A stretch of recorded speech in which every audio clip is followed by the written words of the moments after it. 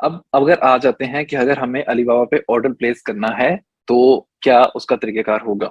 तो याद रखें उसके लिए पहले अभी मैं इस सेशन के बाद आपके साथ एक सप्लायर कॉन्ट्रैक्ट शेयर करूंगा ग्रुप के अंदर, जो आपको पूरा का पूरा रीड करना होगा। तो वो काफी लंबा है जिसको हम सेशन में रीड नहीं कर सकते। तो आपको वो पूरा सप्लायर कॉन्ट्रैक्ट जो है वो रीड करना होगा।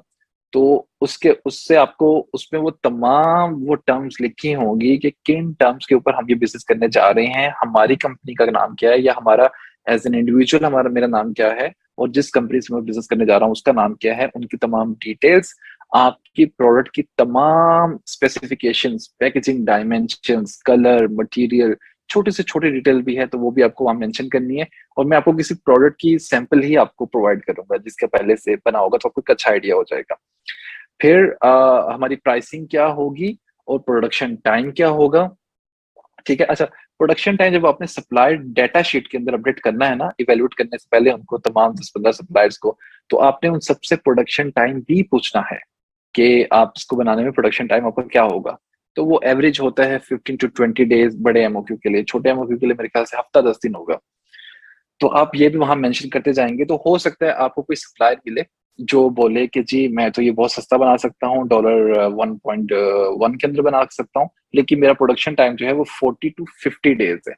ठीक है, तो फिर आप गौर करेंगे कि यार इसके साथ जाने का फायदा है कि नहीं है। क्योंकि एक सप्लायर जो है वो थोड़ा सा महंगा बना रहा है लेकिन हफ्ते 10 में बना रहा है, दूसरा जो है सस्ता बना के लेकिन 40 से 50 दिन में बना रहा है। तो मेरी जो कंडीशन है जिसके अंदर मैं हूँ उसमें सुटेबल मेरे लिए क्या है, वेट करना चाहिए कि नहीं करना चाहिए। ठीक है।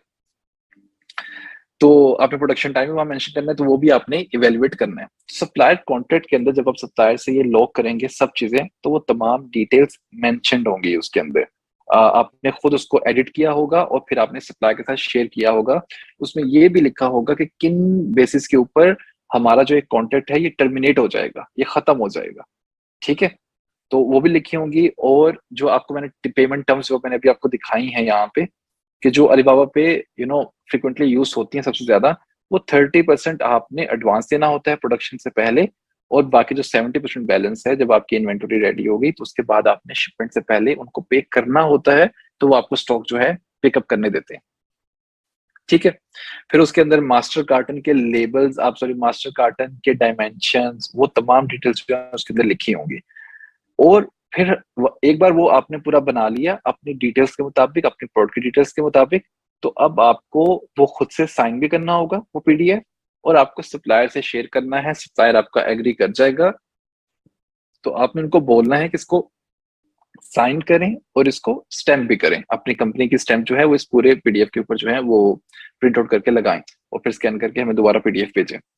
अच्छा, वो हो गया।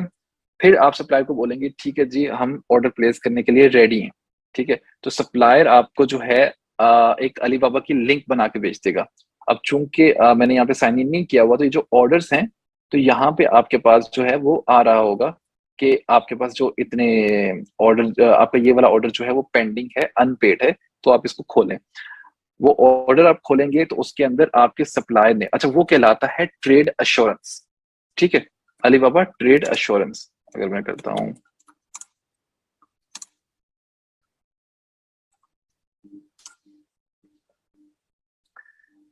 ठीक है। तो ट्रेड अश्योरेंस बेसिकली अलीबाबा की तरफ से एक जो है सर्विस प्रोवाइड की जाती है जिसपे अलीबाबा इन द मिडल है, और वो आपकी जो पेमेंट है उसको लेके मतलब आपके सप्लायर तक पहुंचाता है। ठीक है। जो भी आपका कॉन्ट्रैक्ट ऐड हुआ हुआ है वो ट्रेड अश्योरेंस के पेज के ऊपर ऐड हुआ हुआ है। ठीक है। ये अलीबाबा टी ए भी कहलाता है, ट्रेड अश्योरेंस। ठीक है। तो कल को सपोज ऐसा होता है कि आपके सप्लायर ने आपके मुताबिक वो वाली प्रोडक्ट जो है वो नहीं बना के दी।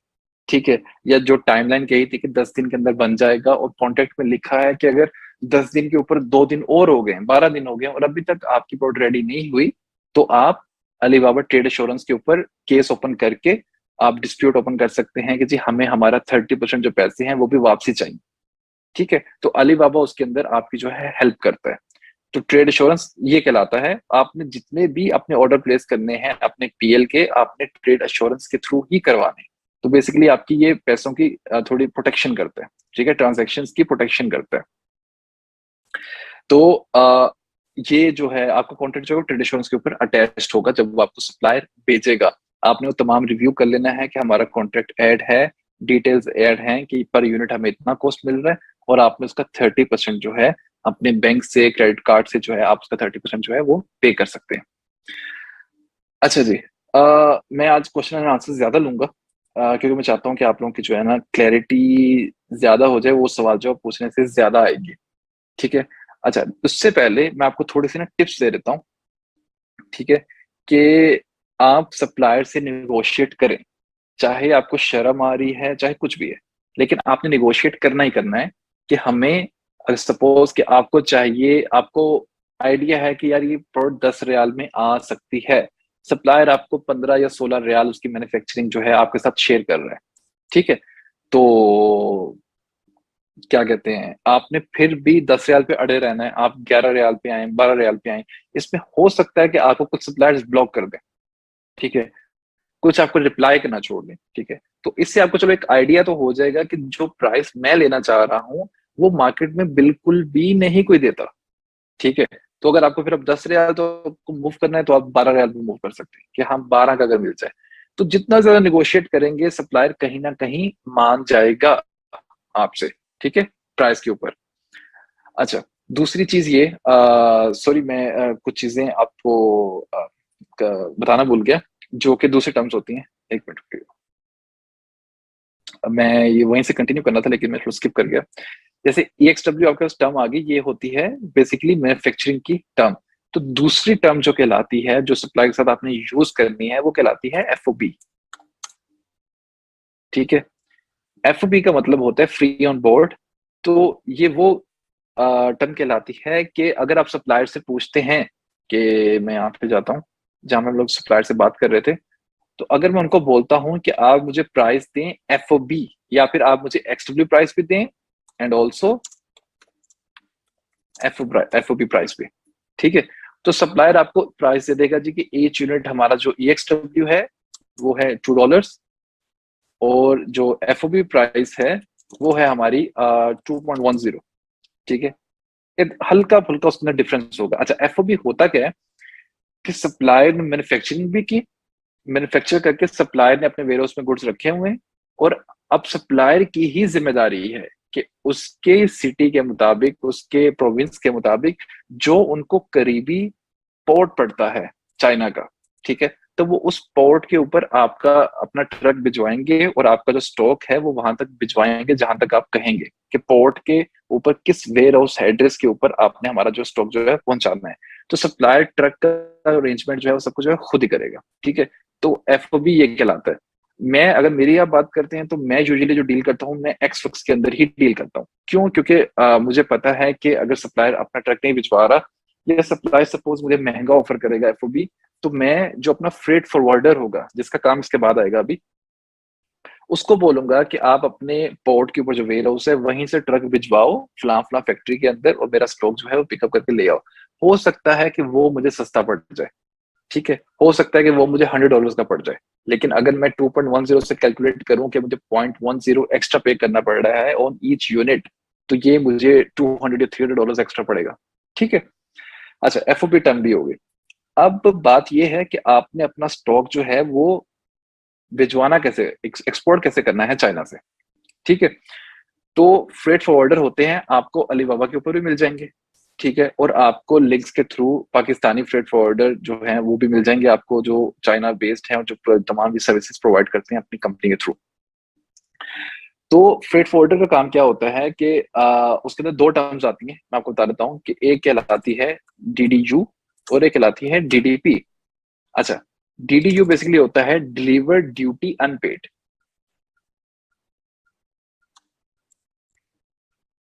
ठीक है, डिलीवर ड्यूटी अनपेड ये टर्म कहलाती है कि आपका स्टॉक जो है, वो जो FF है, वो फ्रेट फॉरवर्डर जो है वो चाइना के जिस पोर्ट से आपने भिजवाना है उस पोर्ट से आपको भिजवाएगा, आपकी जो भी डेस्टिनेशन कंट्री है, सऊदीया, UK या US जो भी है, वो वहां भिजवाएंगे। लेकिन जो कस्टम क्लियरेंस होगी डेस्टिनेशन पोर्ट के ऊपर, सऊदीया, UK या US जिस भी कंट्री के अंदर, वहां पे आपने अपनी कंपनी की डिटेल्स जो हैं वो प्रोवाइड करनी है, और उनके नाम के ऊपर, उनके वैट नंबर के ऊपर आपको जो है पूरा कस्टम क्लियर जो है वो होगा। तो गवर्नमेंट के रिकॉर्ड्स में आ जाएगा कि फलां कंपनी जो है, इन्होंने फलां डेट को जी इतना स्टॉक जो था वो अपने नाम पे कस्टम क्लियर करवाया, तो उन्होंने खरीदा था और अपना वैट जो है इसके ऊपर पे किया था। ठीक है, तो डीडीयू ये कहलाता है कि आपकी कंपनी की अपनी डिटेल्स यूज होंगी जब वो डेस्टिनेशन पोर्ट के ऊपर पहुंचेगी। अच्छा, फिर इसके बाद अगर हम डीडीपी देखते हैं, तो डीडीपी का मतलब है कि डिलीवर ड्यूटी पेड, मतलब इसके अंदर ड्यूटी जो कस्टम की ड्यूटी है वो पेड होगी। अब वो कौन करेगा? जिस एफएफ के थ्रू हम भिजवा रहे हैं, जिसका वो कंटेनर है, तो वो अपने ही कंपनी के अंडर, ठीक है, अपनी ही कंपनी के अंडर, अपने ही वैट नंबर के अंडर वो तमाम स्टॉक जो है क्लियर करवा के जो भी आपका वेयर हाउस है वहां पे पहुंचा देगा। ठीक है, आपको मतलब बिल्कुल टेंशन लेने की जरूरत नहीं है, क्योंकि तमाम काम उन्होंने अपने सर पे ही कर लिया, अपनी कंपनी डिटेल्स पे ही कर लिया, और आपको आपके वेयर हाउस में स्टॉक जो है पूरा का पूरा मिल गया, जो भी आपकी डेस्टिनेशन एड्रेस है। ठीक है, तो ये टर्म्स जो हैं ये आपको यूज करनी होगी। और अगर आप पूछना चाहते हैं, सपोज कि अपने सप्लायर से पूछना चाहते हैं कि क्या आप डीडीयू या डीडीपी की सर्विसेज देते हैं, तो काफी सारे ऐसी ही फैक्ट्रीज होती हैं जिनके एफएफ के साथ कॉन्टेक्ट अच्छे होते हैं, या उनकी अपनी फैक्ट्रीज के ही एफएफ होते हैं। तो वो आपको जो है आपको रेट बता देती हैं कि हाँ जी, हम किस बेस के ऊपर आपकी जो पूरी इन्वेंटरी है उसके अंदर 10 मास्टर कार्टन हैं आपके। ठीक है, और कार्टन्स का जो साइज है वो है जी 50 बाई, मैं रैंडम एग्जांपल ले रहा हूँ। ठीक है, ये आपकी एग्जांपल कार्टन का ये साइज है, और इसका जो वेट है वो आपका जी बन रहा है 15 kg। तो इसके हिसाब से वो आपको पूरी डिटेल्स शेयर कर देंगे, और अगर आपने उन्हीं से सर्विसेज लेनी है तो इसका जितना भी टोटल अमाउंट बनता है 15 kg मल्टीप्लाई बाय 10 कार्टन, तो वन आई गेस 150, यस, तो 150 kg के हिसाब से वो आपको कोट कर देंगे जी आपका स्टॉक जो है वो 150 kg का है, और हमारा एफएफ जो है वो आपको इतना चार्ज करेगा डीटीपी का आपके एड्रेस तक पहुंचाने का। ठीक है, तो आप ये लाजमी लें, आप जस्ट फॉर द रेफरेंस लें कि हाँ ये कितना दे रहे हैं, तो आपको आइडिया हो जाएगा। ठीक है, तो इसके अलावा अगर आपने बाहर से अपना एफएफ को यूज करना है, तो उस एफएफ को वो आपसे डिटेल्स पूछेंगे कि प्रोडक्ट का नाम क्या है। ठीक है, मैं बोल दूंगा जी ग्लव्स हैं। अच्छा जी, तो वो बोलेंगे ग्लव्स का जो एचएस कोड है वो प्रोवाइड करें। ठीक है, तो एचएस कोड जो है ये हर प्रोडक्ट का एक जैसे यूनिवर्सल प्रोडक्ट कोड था, तो इसी तरह ये एचएस कोड भी होता है, यूनिक होता है हर प्रोडक्ट के हिसाब से, जिसके हिसाब से आपको अगली डेस्टिनेशन कंट्री के अंदर डिफरेंट डिफरेंट क्या कहते हैं ड्यूटी पड़नी होती है।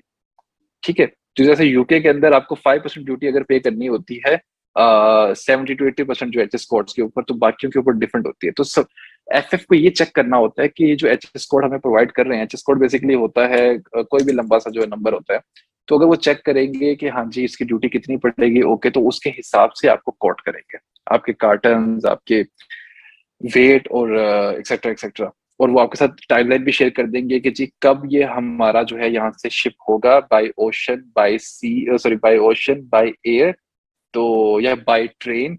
ठीक है, कौन सा ट्रांसपोर्ट हम यूज करने जा रहे हैं, और उसके डिफरेंट डिफरेंट रेट्स ये वाले होंगे कि इतने डॉलर्स आपको पे करने होंगे। अच्छा, एफएफ को जो अमाउंट आपने पे करना है वो आपको शिप करने से पहले ही 100% पे करना होता है।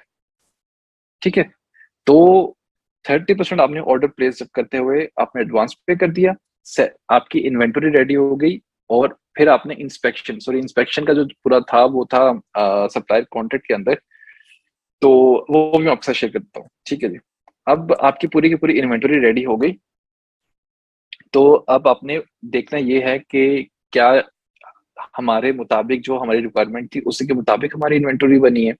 तो आप चाइना में से किसी भी अलीबाबा की कंपनी ढूंढ लें, या आप किसी पाकिस्तानी इंस्पेक्शन वाले को जो है उनकी कंपनी की सर्विसेज यूज कर लें। तो आप उनका फॉर्म फिल करके देंगे बेसिकली कि ये फैक्ट्री की डिटेल्स हैं, ये उनका नंबर है, ये एड्रेस है, हमारी प्रोडक्ट की रिक्वायरमेंट ये है, और उसकी पिक्चर्स इस तरह की हैं। तो आप जाएं और जाके इंस्पेक्ट करके आए गुड्स के, क्या क्या वाकई ही ऐसे बने हैं कि नहीं बने। एक मिनट।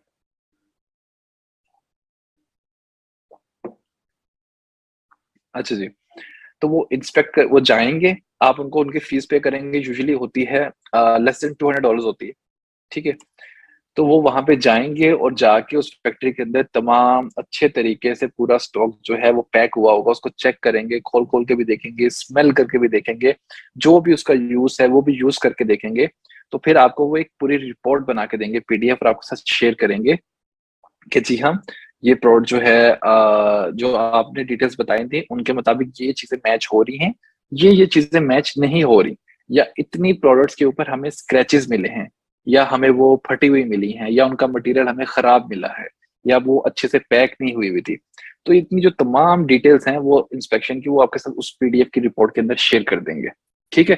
तो फिर आपके ऊपर होगा कि आप इंस्पेक्शन की रिपोर्ट अप्रूव करते हैं कि नहीं करते, कि आपने जो सप्लाई के साथ डील किया था अपने कॉन्ट्रैक्ट के हिसाब से, कि कॉन्ट्रैक्ट में लिखा है जी के 2% जो स्टॉक है उसमें माइनर डिफेक्ट जो है वो आ सकते हैं। ठीक है, वो हल्का फुल्का खराब हो सकता है, अराउंड 2%। हाँ, अगर 5% है या 6% है या इवन 4% है तो हम ये माफ नहीं करेंगे, हम ये कॉन्ट्रैक्ट टर्मिनेट कर देंगे आपके साथ, और हम अलीबाबा के साथ डिस्प्यूट खोल देंगे। ठीक है। तो आप फिर उस सप्लाई के साथ शेयर करेंगे जी कि हमारी इंस्पेक्शन रिपोर्ट के मुताबिक जो स्टॉक आपने बनाया है वो हमारी रिक्वायरमेंट्स के मुताबिक नहीं है, तो हम इसको एक्सेप्ट नहीं कर सकते। फिर आपको फर्दर सप्लाई के साथ डिस्कशन करनी होगी, वो उसको रिप्लेस करेंगे, वट जो भी वो करते हैं, या फिर उसको निकाल देंगे, आप उसको उन यूनिट्स का अमाउंट नहीं पे करेंगे, जैसे भी आपने उसको फॉरवर्ड लेके चलना है। तो इंस्पेक्शन का प्रोसेस जो है, आपने 30% ऑर्डर दिया, आपका स्टॉक रेडी हो गया, 10 दिन बाद, 20 दिन बाद आपने इंस्पेक्शन टीम को हायर किया, वो गए, जाके चेक किया, रिपोर्ट शेयर किया आपके साथ। फिर आपके ऊपर, इफ ऑल गुड, तो आप उनको आपका जो 70% है अलीबाबा के ऊपर आके आप उनको उनका बैलेंस पे कर देंगे। ठीक है। और आप अपने एफएफ को बोलेंगे कि जी ये स्टॉक जो है हमारा, ये फलां फैक्ट्री से जाएं और पिकअप करके हमें यहाँ भिजवा दें, उसके जो भी रेट्स हैं, जो भी मामलात हैं, वो तमाम तय कर लें कि क्या अमाउंट बनेगा, कितने केजी के बदौलत, और एचएस कोड वगैरह सब तमाम डिटेल्स उनके साथ शेयर कर दें। तो आपको एफएफ बता देगा इतना पड़ेगा, पिकअप कॉस्ट आपको इतना पड़ेगा, और शिपिंग चार्जेस जो है वो आपको इतने पड़ेंगे। अब आप पे डिपेंड करता है कि अगर आपको फौरन से स्टॉक चाहिए तो वो 10 से 15 दिन में पहुंच जाएगा, आपको बाई सीट चाहिए महीना लगेगा, वो तमाम डिटेल्स आपके साथ एफएफ शेयर करेगा। फिर एफएफ उस स्टॉक को उठा के ले आएगा और फिर वो उसको रीचेक करेगा कि क्या आपने जो मास्टर कार्टन की डायमेंशन हमारे साथ शेयर की थी, ठीक है, तो क्या ये स्टॉक वाकई ही वैसा है, या हो सकता है कि इसकी डायमेंशन जो है वो 50 के बजाय यहाँ पे 54 हो रही। ठीक है। या आपने जो वेट बताया था 15 केजी बताया था, तो अब तो ये 18 केजी हो रहा है। तो वो आपको विद पिक्चर्स जो है प्रोवाइड करेंगे। अच्छा, इस मामले के ऊपर जो है काफी सारे फ्रॉड वगैरह भी हो जाते हैं। ठीक है। कि अगर मैं अपनी बात करूं तो मैं खुद तो पाकिस्तानी जो एफएफ हैं, जानने वाले हैं, जो खुद उन्हीं को यूज करता हूं हमेशा। तो कुछ ऐसे चाइनीज होते हैं जो आपको बहुत ही कम रेट ऑफर कर रहे होते हैं। ठीक है, इवन ऑन अलीबाबा। तो मेरा खुद का एक्सपीरियंस तो नहीं है, लेकिन ये मार्केट में हुआ है। तो वो आपको बहुत ही कम जो है वो केजेस का रेट जो है वो ऑफर कर रहे होते हैं। तो लोग उनके साथ जाते हैं, तो उनका स्टॉक पिकअप कर लेते हैं, और उसके बाद वो दिखाते हैं जी कि आपका स्टॉक तो जी है वो 15 केजी नहीं 18 केजी आ रहा है, और आपको पिक्चर्स भी नहीं दिखाते। ठीक है। तो आप मानते नहीं है कि नहीं हमारा 15 केजी था, हमारे पास इंस्पेक्शन की तरफ से ये इमेजेस भी आई हैं। ठीक है। तो फिर वो आपका जो है टाइम जो है थोड़ा सा लेट करना शुरू कर देते हैं, और वो आपको बोलते हैं कि जी ये 18 केजी ही है, अगर इसके हिसाब से आप हमें पैसे देते हैं तो ठीक है, अगर आप नहीं देते तो आपका स्टॉक जो है वो हफ्ते 10 दिन से हमारे वेयर हाउस में पड़ा हुआ है। तो हमारे वेयर हाउस के जो चार्जेस हैं डेली के, वो $100 हैं या फिर $500 हैं, वट एवर, आप हमारे वेयर हाउस के चार्जेस पे कर दें स्टोरेज के, तो अपना स्टॉक जो है वो उठा के ले जाए। ठीक है। तो इस तरह के मसले मसाइल भी हो जाते हैं, इसलिए एफएफ जो है वो आपको कोई रिकमेंडेड, कोई आपको जिसका आपका एक्सपीरियंस रह चुका हो वैसा ही चूज करना चाहिए। ठीक है जी। इन सिंपल, अगर आपने सोर्सिंग के वक्त जो भी सप्लायर अपना चूज करना है, ठीक है, तो वो आपने वो वाला सप्लायर चूज करना है जो आपको अच्छे रेट्स दे रहा है, अच्छी क्वालिटी दे रहा है, जिस सप्लायर का रिस्पॉन्स टाइम आपके साथ अच्छा है। कि अगर आप उनके टाइम के हिसाब से, जैसे चाइना के सुबह 9 बजे से वो एक्टिव हो जाते हैं, तो उनके टाइम के हिसाब से आप उनको मैसेज कर रहे हैं और आपको टाइमली रिस्पॉन्स बैक कर रहे हैं, तो इसका मतलब है कि ये एक अच्छा सप्लायर है, और बड़े कोऑपरेटिव होते हैं चाइनीज। ठीक है। लेकिन कुछ कुछ ऐसे होते हैं कि आप उनको मैसेज करें तो आपको 5-5 घंटे बाद, उनकी ड्यूटी पे भी उनको 5-5 घंटे बाद जो है वो हमें रिप्लाई बैक कर रहे होते हैं।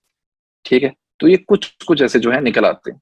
तो बेसिकली कहने का मकसद ये था कि आपने वो वाला सप्लाई शॉर्टलिस्ट करना है जो आपको अच्छी प्राइस भी दे रहा है, अच्छे रेट्स भी दे रहा है, अच्छी क्वालिटी भी दे रहा है और आपका जो प्रोडक्शन टाइम है वो भी आपको कम मिल रहा है। लेकिन अगर प्रोडक्शन टाइम कोई भी 5-10 दिन ज़्यादा भी ले रहा है, तो नो वरीज़ मेरे ख्याल से